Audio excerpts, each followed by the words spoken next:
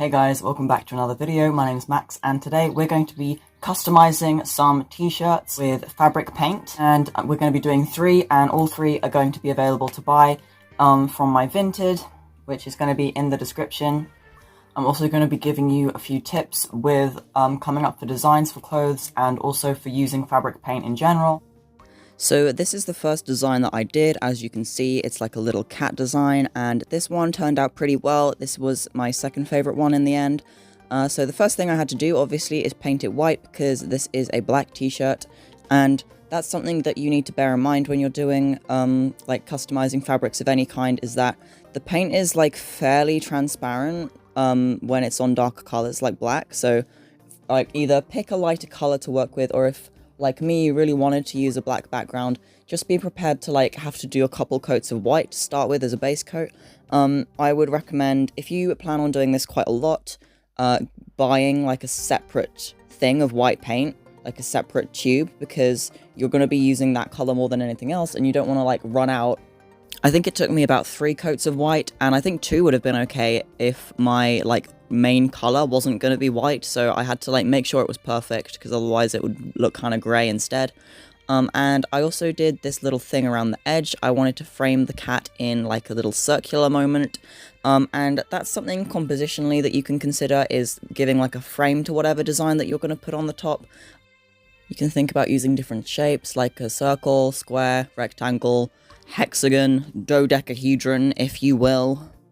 Something that is basically compulsory when you're using this kind of paint is having either a piece of paper or maybe card inside your t-shirt, because otherwise your 2 sides of the t-shirt are going to get like stuck together and you won't be able to wear it, and that's because the paint like seeps through the fabric, and it kind of, if it dries while it's done that, it's gonna like weld the 2 sides of the top together.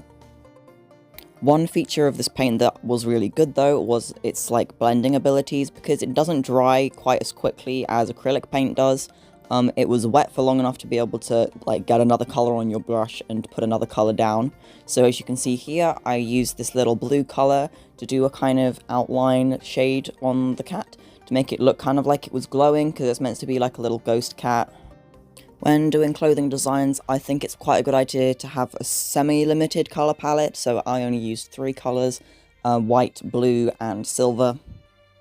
I feel like I should have just left the top with just the circle and the cat, but instead, I decided to paint the hem of the sleeve and also of the bottom. I thought this would look cool, and at first it did. When I just did the sleeves, I did them silver. I thought that looked pretty good. And then I felt like the kind of blue color wasn't really echoed anywhere, and it made it look kind of random and out of place. So I then used that blue color along the bottom hem, which I did off camera, and I don't really like that decision very much. I've kind of changed my mind about that.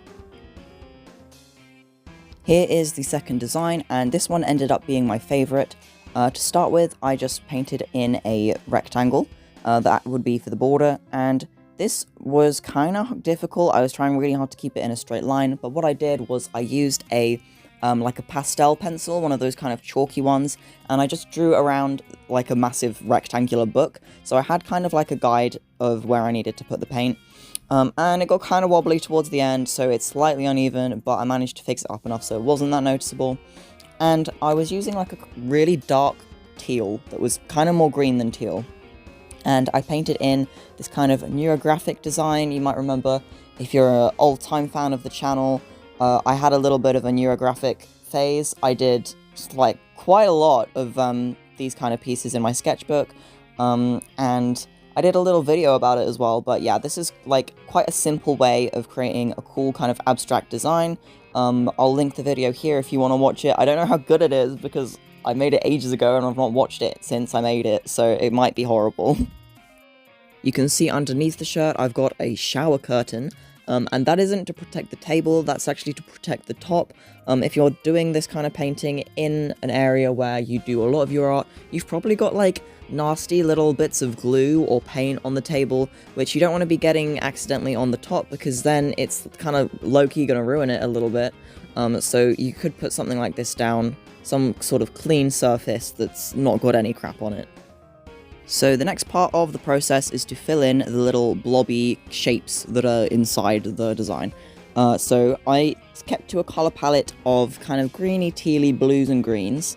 And first I took like this really light color, and the kind of idea with this is to just sort of distribute them kind of evenly around so that the two colors aren't touching each other that are the same, if you get what I mean. And you can see underneath my paint palette, I've got a little sheet of paper, and that is to make sure that I don't accidentally get any paint on the top where I don't want to get it. If I'm like squeezing out my paint and it like sprays everywhere, it's not going to spray on the top, it'll like go on the paper instead. The paint set that I bought came with two metallics. It had a silver and a gold, and what I found worked quite well is mixing the silver with the kind of green or the blue, and it made it kind of like pearlescent and shiny. I thought that was pretty cute. So that's a tip. If you want to have pearlescent shiny colors, just mix some silver in. Also, if you're used to using mediums like gouache or acrylic, I'd recommend mixing more paint than you think you need, because the fabric really soaks up the paint, so you need like twice as much as if you were going to paint on paper.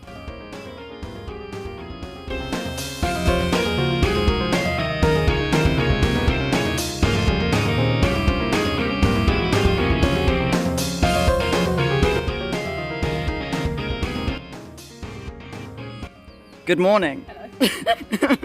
Are you enjoying wearing this t-shirt? Yeah, it's really nice. I like the design a lot. Would you recommend this t-shirt to people of the world? Yes, absolutely. It's a stunning t-shirt. Great.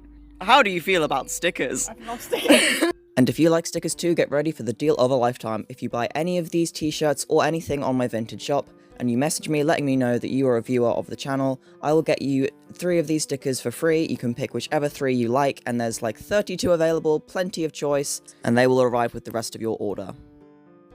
This is the final design, and I wasn't as happy with this one, but, you know, it's not that bad. I'm still pretty happy with it. It's just not as good as the other 2.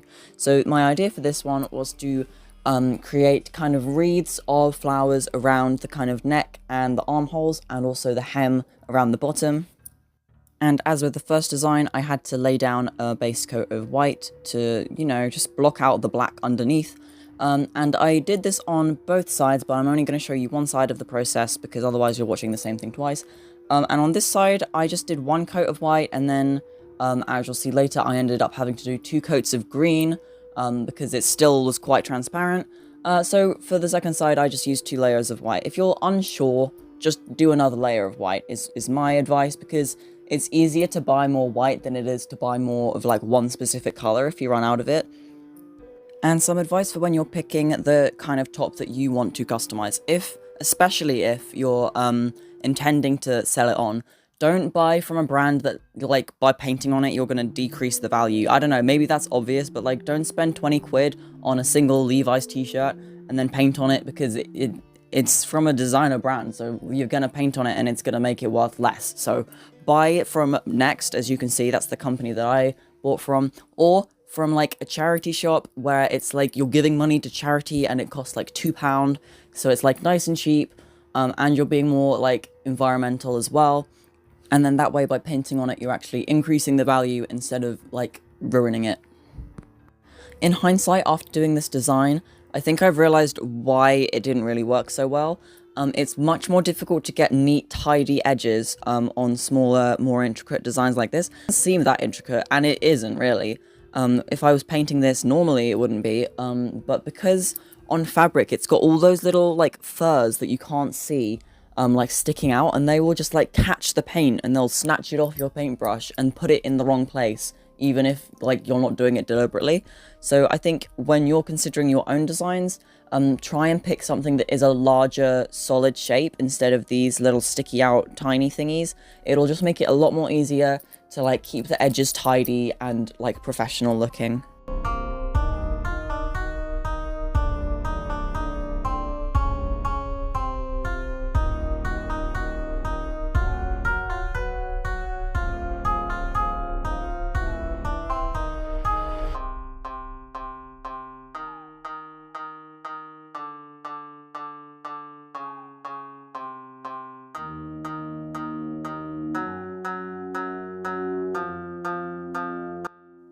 And we're coming up to the end of the video. Thank you so much for watching. If you want to buy any of these t-shirts, then the link's in the description. I'm not decided what they're going to be priced at yet, but it'll be between £5 and £10, so not that much.